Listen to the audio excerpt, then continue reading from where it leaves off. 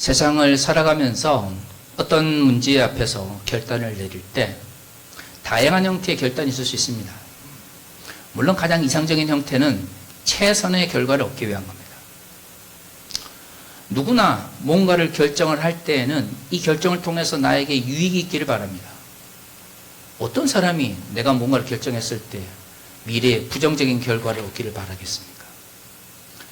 그런데 말이죠, 우리가 그럼에도 불구하고 뭔가 결정을 내릴 때 고민을 하는 이유는 내가 오늘 내리는 결정이 반드시 나에게 긍정적인 결과를 가져다 주지 않는다라는 것을 우리는 우리의 삶 가운데서 우리의 경험 속에서 충분히 알고 있기 때문입니다.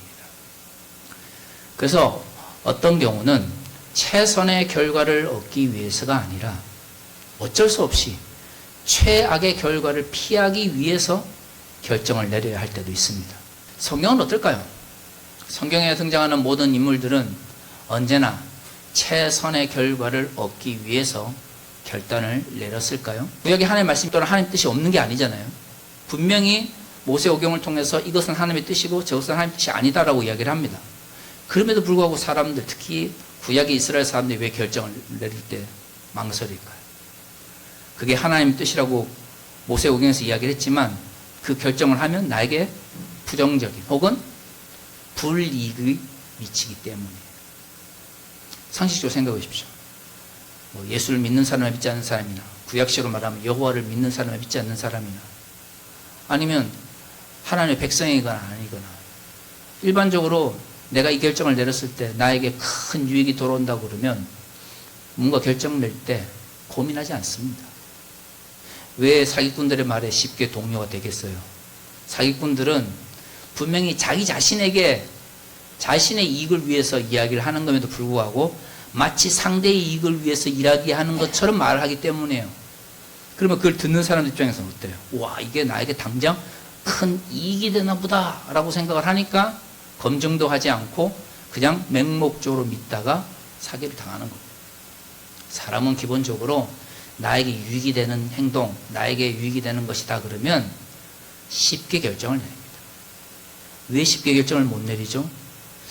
이게 뭔가 이익이 된다라고 하는데, 유익이 된다라고 하는데 뭔가 눈앞에서 그 이익이 당장 나타나지 않은 것 같고 뭔가 눈앞에 나타나는 결과는 또 예상되는 결과는 불이익이 될 것 같은 거예요. 만약에 구약의 하나님의 백성들이 모세오경에 기록되어 있는 말씀을 그대로 지키면서 살아가겠다는 확신이 있었으면 뭔가를 결정낼 때 자기가 알고 있는 하나님의 말씀에 따라서 결정을 내리겠죠. 그런데 모세오경이 우리 앞에 주어져 있음에도 불구하고 이스라엘 백성들이 결정을 잘 못 내릴 때는 어떻게 했어요? 내가 그 말씀대로 지키면 나에게 손해가 오는 것처럼 보이기 때문이죠. 물론 우리는 알고 있죠. 하나님께서 이스라엘 백성들에게 율법을 주셨을 때는 그것을 지키는 자에게 하나님의 보호하심과 인도하심을 약속하셨다라는 거예요. 율법이라고 하는 것은 단순히 지키라가 아니라 너희가 이것을 지키면 그 율법에 합당한 하나님의 인도하심과 보호하심을 주겠다라고 하는 언약의 관계라는 것을 말이죠.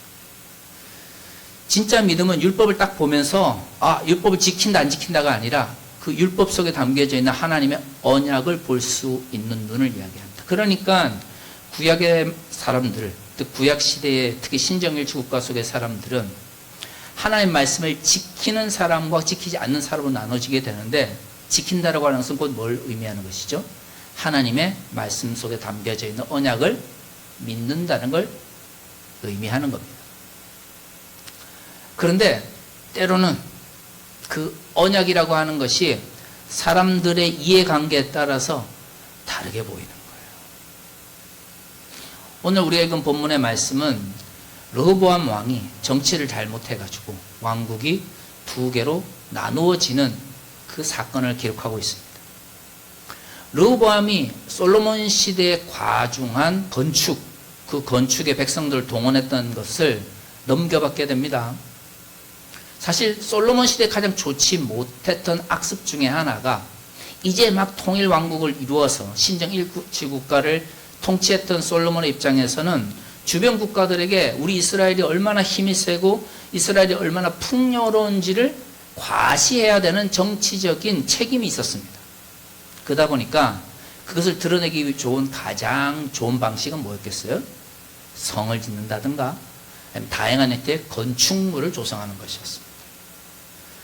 물론 솔로몬 시대는 풍요로웠고 정치적 측면에서 안정적이었으며 군사적 측면에서 막강했기 때문에 그것을 짓는 것이 큰 문제가 되지 않았습니다. 그러나 어느 순간 솔로몬이 하나님을 잊어버리면서 자신의 능력으로 이 모든 것들을 이루는 것처럼 보이기 시작하죠. 그러면서 백성들에게도 이제 더 이상 이 건축이 하나님의 영광을 드러내는 것이 아니라 솔로몬의 자기 과시적인 건축인 것처럼 보여지기 시작합니다. 그래서 솔로몬의 치세 말기가 되면 백성들이 지나친 노역에 불만을 품게 되죠. 사실 르호보암은 아버지가 그렇게 해왔기 때문에 자신이 왕이 되었을 때도 자연스럽게 그것을 이어가려고 했습니다. 그런데 나이 든 신하들이 아버지 시대는 그렇게 할 수밖에 없었다 할지라도 르호보암 당신의 치세 동안은 백성들의 노역을 좀 덜어줬으면 좋겠습니다 라고 말을 했는데 르호보암이 그게 마음에 들지 않았던 거죠. 하나님을 향한 믿음, 즉 아버지가 믿었던 하나님은 보이지 않고 아버지의 자기 과시가 너무 멋있게 보였던 거예요. 그래서 자기와 함께 자랐던 젊은 신하들에게 다시 물어보니까 왕의 비위를 맞출 줄 알았던 젊은 신하들이 더 강하게 억압하고 압제를 해서 르호보암 왕의 그 자기 과시를 더 드러내는 것이 좋겠습니다 라고 하는 잘못된 조언을 하게 됩니다. 백성들의 노역과 아픔에 공감하지 못했던 르호보암은 우리가 잘 아는 것처럼 젊은 신하들의 말에 따라서 더 강한 압제와 억압 속에서 자신을 과시하기 시작해요. 백성들이 가만히 있었겠습니까? 솔로몬 시대에는 뭐 어쩔 수 없었다라고 하고 참았지만 르호보암 시대는 더 이상 그렇게 할 필요가 없음에도 불구하고 과시적인 통치를 한다면 굳이 하나님의 백성으로서 하나님의 뜻을 저버린 왕을 따를 필요가 없는 거죠. 더구나 여로보암이라고 하는 대체제가 있었어요.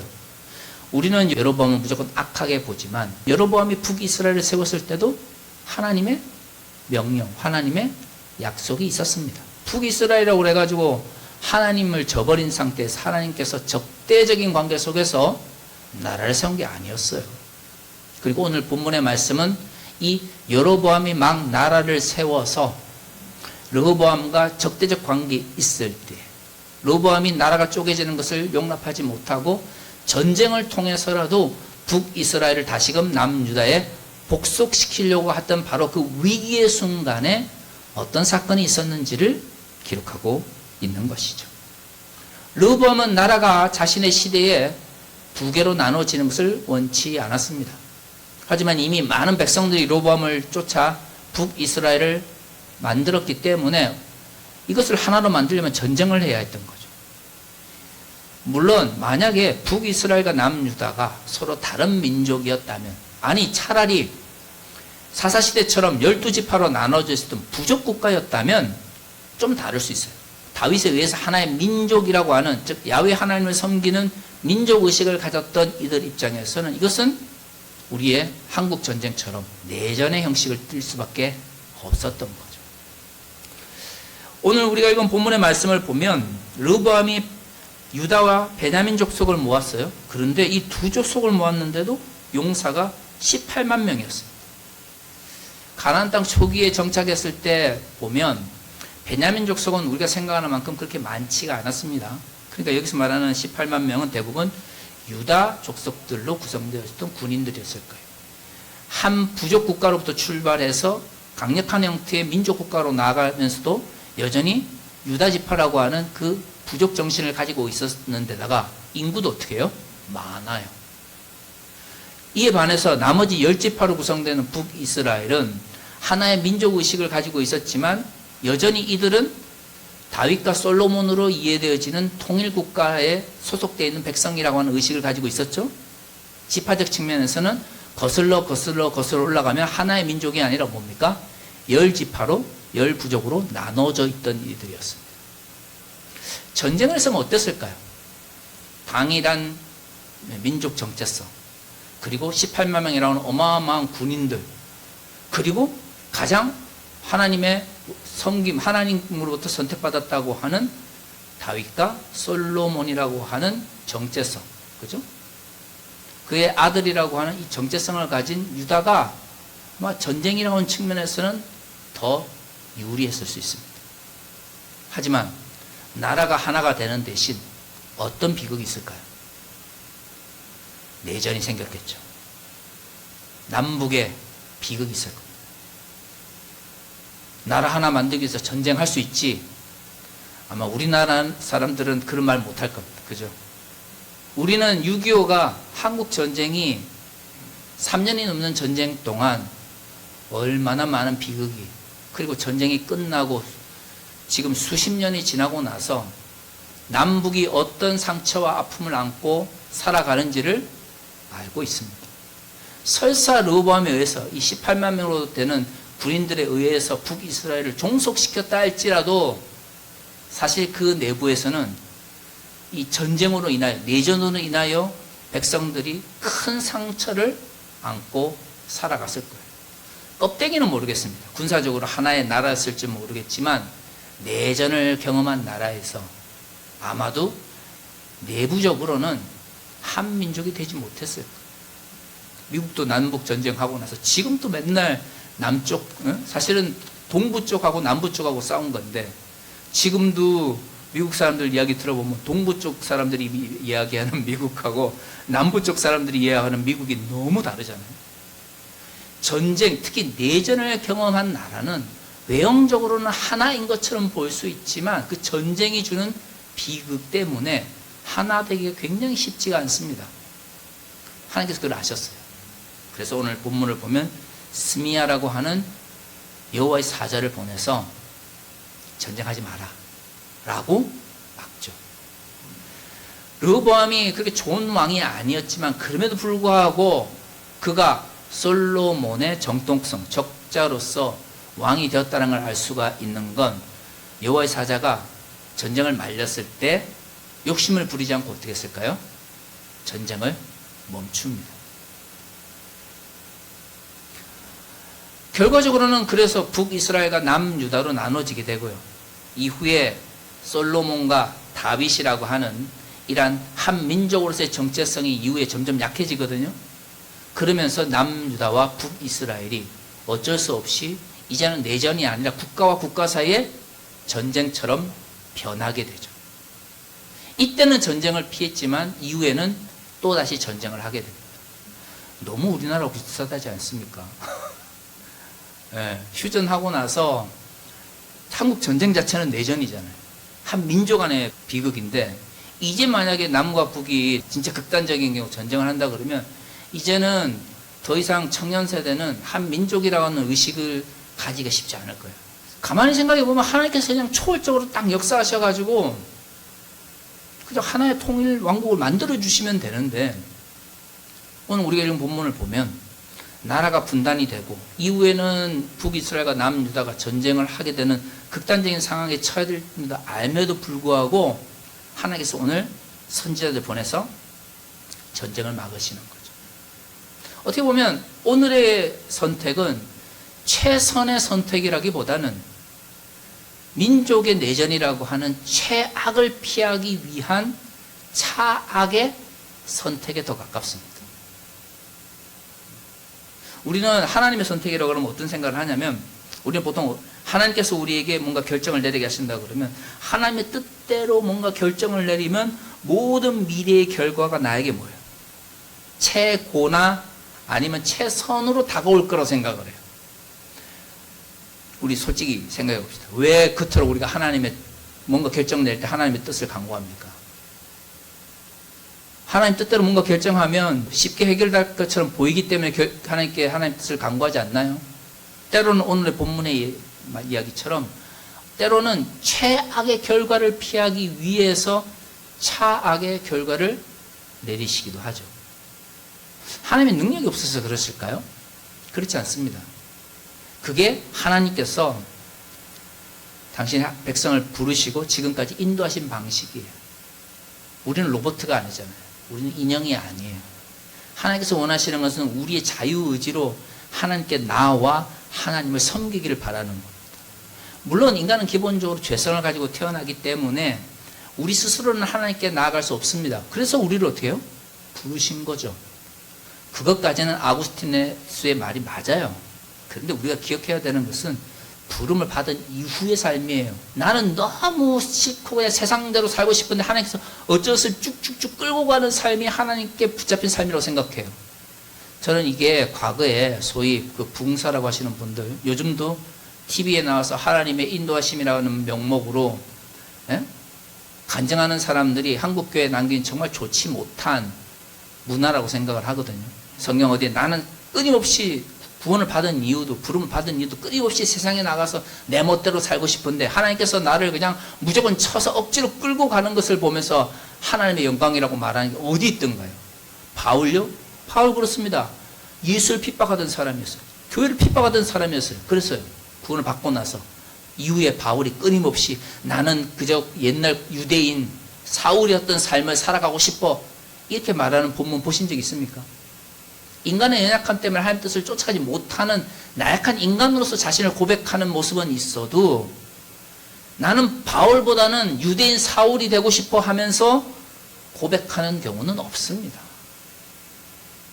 하나님께서 우리를 부르셨을 때는, 그리고 우리에게 사명을 맡기셨을 때는 우리가 하나님의 구원의 은혜에 감사하며 하나님을 살아가는 마음으로 자발적으로 스스로 나의 것을 내려놓고, 오늘 찬양의 표현대로 말하면 주의 손에 나의 손을 포개고 주의 발에 나의 발을 스스로 포개어서 예수와 함께 죽기를 원하시죠.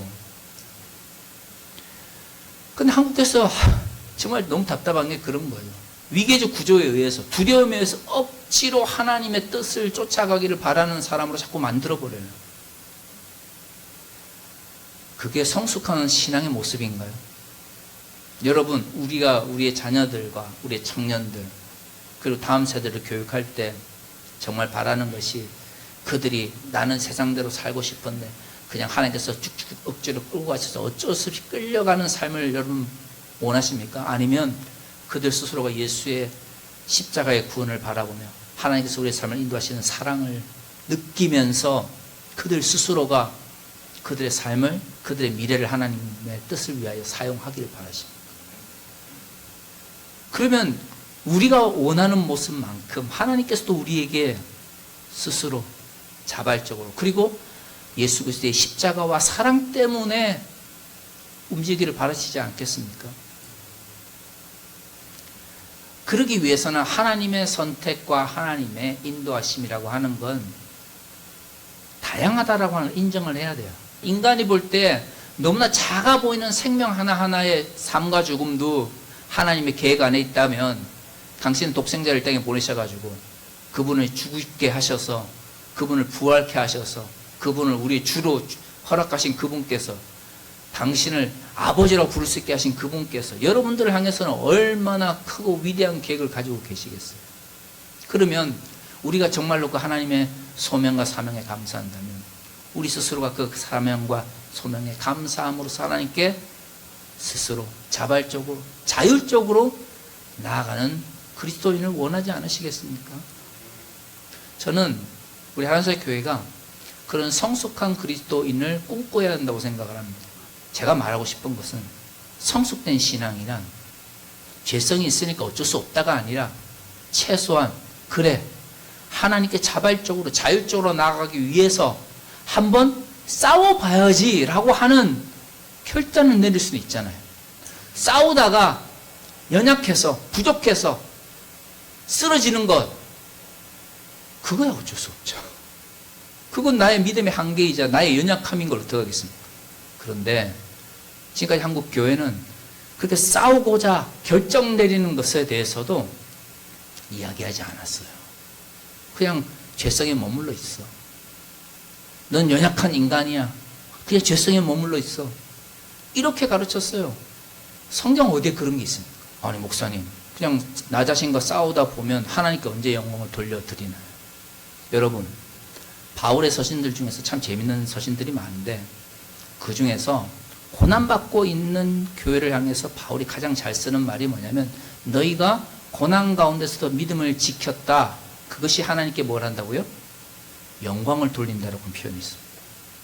도대체 하나님께 영광을 돌린다는 건 뭐 어떤 걸 해야 될까요? 다 목사가 되고 선교사가 되고 막 과거에 TV에 뭐 CBS나 기독교 방송에 나왔던 것처럼 막 1년에 수백 명씩 전도를 하는 것이 하나님께 영광을 돌리는 겁니까? 아니면 고난과 역경 속에서 나의 믿음을 지키는 것, 그게 하나님께 영광을 돌리는 것.